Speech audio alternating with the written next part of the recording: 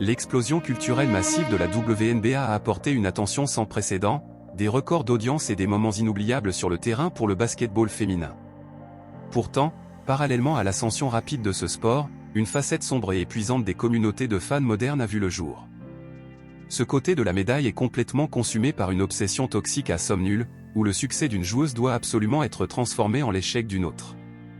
Rien n'illustre mieux ce phénomène culturel étrange que la récente annonce de l'Indianapolis Motor Speedway.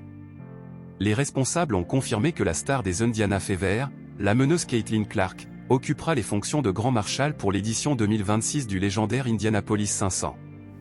C'est un honneur historique et incroyable pour Clark, qui se retrouve ainsi au centre du plus grand spectacle automobile du monde. Cette distinction est tout à fait logique compte tenu de son immense impact local et de son partenariat avec le sponsor principal de la course. Cependant, quelques minutes seulement après l'annonce, un groupe bruyant d'utilisateurs des réseaux sociaux a réussi à détourner la célébration des exploits de Clark pour lancer une vague de moqueries hautement coordonnée contre l'ailière forte des Atlanta Dream, Angel Reese. Comme l'emblématique circuit d'Indianapolis est plus connu sous le nom de « The Brickyard », le chantier de briques, les trolls ont envahi les sections de commentaires à travers Internet avec des blagues identiques et répétées. Ils ont affirmé que Reese serait en réalité une hôte bien plus « adaptée » pour l'événement, car ses statistiques offensives actuelles feraient d'elle la reine absolue des lancers de briques, les tirs ratés qui rebondissent lourdement sur le cercle.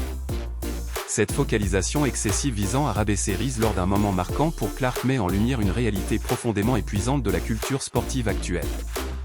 Pourquoi ?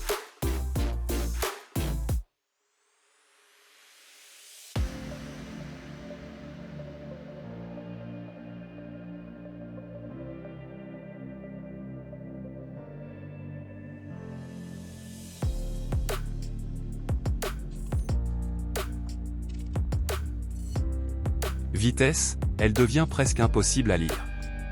Elle peut tirer, passer, accélérer, et la défense est constamment en retard. Mais il y a encore un autre élément clé dans cette transformation, ce qu'on appelle sa gravité offensive. C'est simple à comprendre.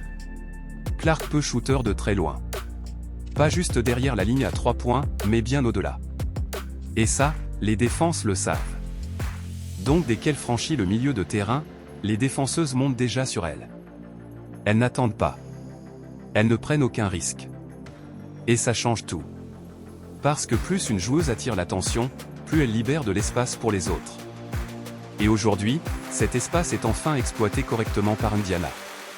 Avant, les défenses pouvaient reculer, se regrouper, et attendre que l'action se développe. Maintenant, elles sont sous pression constante.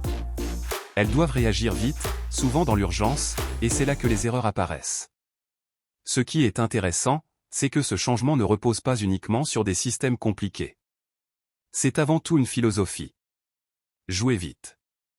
Étirer la défense. Utiliser la menace constante de Clark pour créer des opportunités ailleurs. Et ça marche. On voit déjà une équipe plus fluide, plus confiante, et surtout beaucoup moins dépendante d'un seul schéma. Clark reste le cœur du jeu, bien sûr. Mais elle n'est plus isolée comme avant. Elle est intégrée dans un système qui maximise ses forces au lieu de les limiter. Et c'est là toute la différence.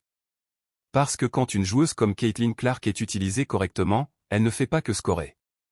Elle change complètement la manière dont la défense adverse doit jouer. Et quand toute une équipe commence à bénéficier de cet impact, là, on passe à un autre niveau. Ce qu'on voit aujourd'hui avec le Indiana Fever, ce n'est pas encore une version parfaite. Il y aura encore des ajustements, des moments difficiles, des matchs où tout ne fonctionnera pas.